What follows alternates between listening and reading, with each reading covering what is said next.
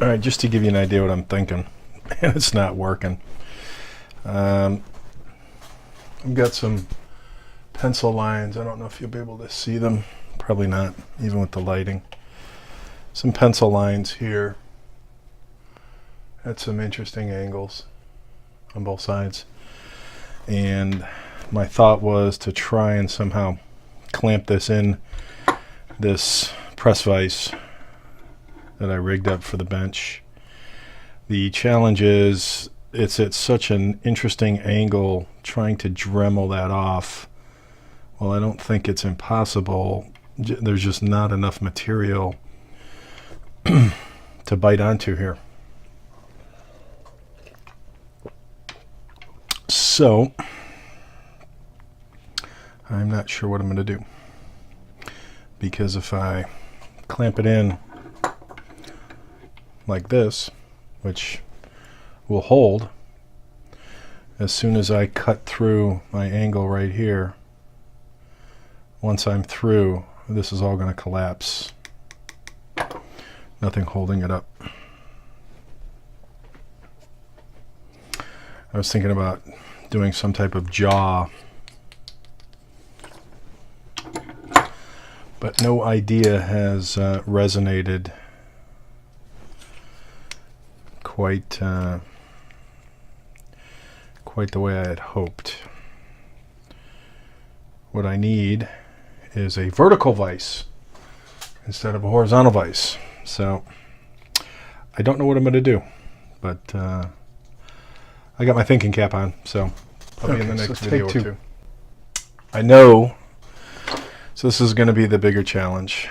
This tab, taking that tab off, shouldn't be as big a challenge. So I think what I'm going to do is lock this in like so.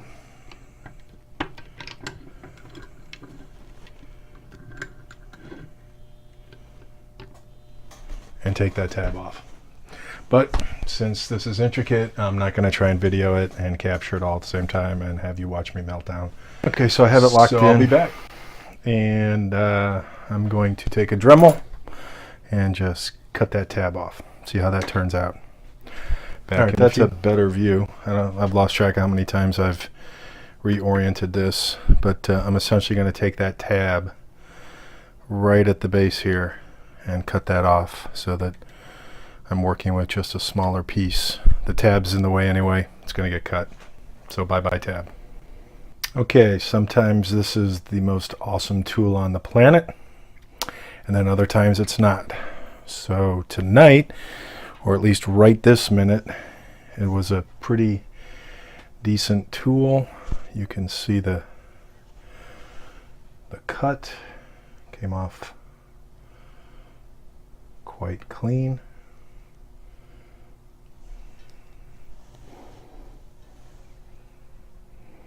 I don't know if that's going to focus.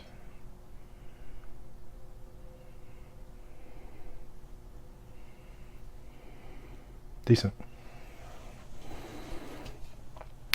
Piece is probably still hot, but that's a nice clean cut here. And I'll deal with the bluing at some other time. Let's see if I go ouch. It's not too hot right now. Came out decent.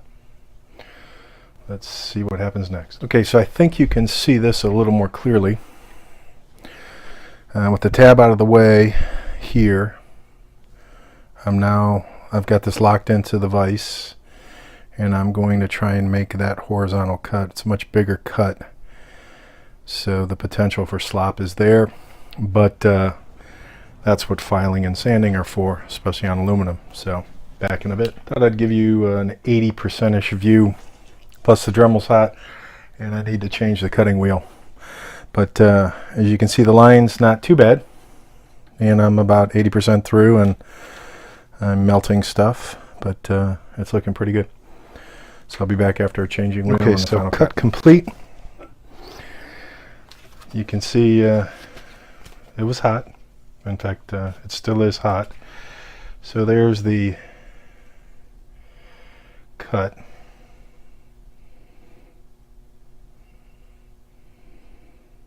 Decent cut.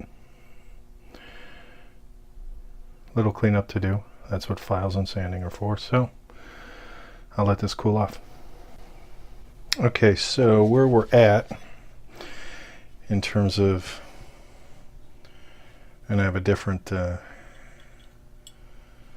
rid of the 3/16 because it was just a little too loose, but a toothpick seems to be perfect. So this is what we've got. So I'm debating on cutting that tab so that it follows the contour or a little more closely, because this was cut, and if you look at why I cut it deep, because I can't afford to have it popping up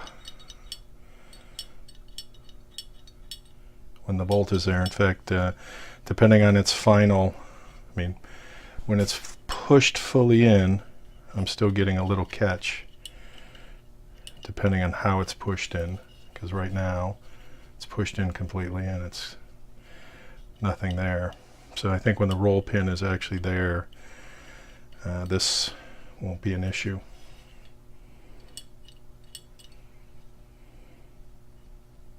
But maybe reducing this particular tab, slicing it off, following the contour. I don't know if you can see my finger in the way, following the contour of the shape here, and then cutting off that bottom maybe. Back in a bit. More Dremel. Okay, so we've got this to the point of, let's see if you can see. Lighting's not the greatest. So what we've got is this top shape down. So if it's pushed, we'll probably have to file that down a little bit so that there's absolutely no way. That's actually quite a lot if you look at it. But the reality is there's no reason to be pushing this. So in its resting state, it's actually quite depressed. As was I when I found out this is the receiver I received. Okay, bad humor on Valentine's Day. So I shaved off the tab. No tab. I think what I'm going to do now is contour. This is where the files will come in because it's delicate work. I think I'll contour that sharp edge to a radius and do something, not necessarily with this edge because it's not too bad. It'll definitely be sanded or filed a little bit. What I'll probably do is file and then do a fine sanding. I'll probably take a little bit of this edge off so that it more closely contours or aligns to the contour of the edge as opposed to something that sticks out. Because if you take this out, that button or that ball, that pressure ball, has a little bit of recess there. So I think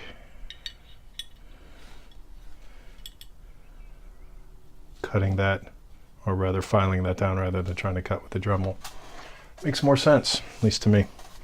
So that's kind of how it looks. Better, not ideal. And then when I'm done bluing it, well, definitely won't match Cerakote, but it's black anodized now, mil-spec black anodized. So we'll see how that goes. Back in a little bit after some detail filing. Okay, so I think we're done with rough cuts. I don't know if you can see it in the light, but or in the poor light, but essentially it is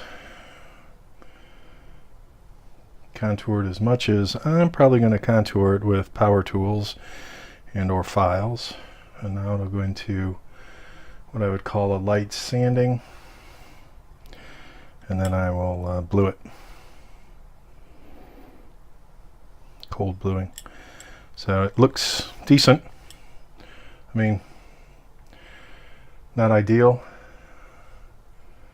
but better than a hole and better than a latch. So I'll do some detail sanding, and that's probably it for tonight because I'm almost out of battery on my phone. So I would call this a moderate success. Hopefully later you'll see the blued version. Take care.